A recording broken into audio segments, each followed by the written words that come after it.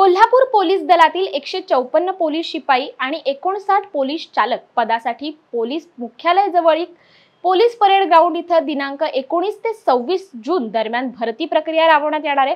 Police शिपाई पदासाठी 6777 तर पोलीस चालक पदासाठी 4668 अशा 11445 उमेदवारांनी अर्ज केलेत। त्यामुळे ही भरती प्रक्रिया पारदर्शक आणि निपक्षपातीपणे होणार असून यासाठी कोल्हापूर पोलीस दलाच्या वतीने तयारी पूर्ण करण्यात आल्याची माहिती जिल्हा पोलीस प्रमुख महेंद्र पंडित यांनी पत्रकार परिषदेत दिली आहे।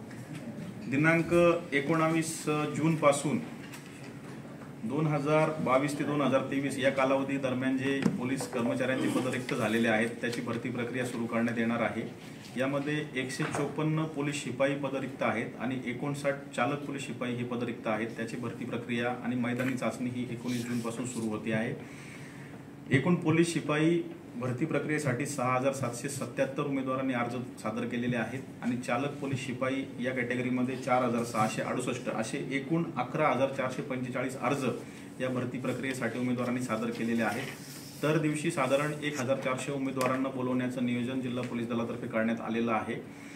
दररोज 1400 उमेदवारांची कागदपत्र तपासणी असेल, छाती उंची मोजणं असेल आणि जो मैदानी चाचणीसाठी पात्र ठरला त्या उमेदवाराची मैदानी चाचणी ही केली जाईल। पोलीस मुख्यालय परेड ग्राउंड कसबा बावडा या ठिकाणी या मैदानी चाचणीचं आयोजन केलेलं आहे।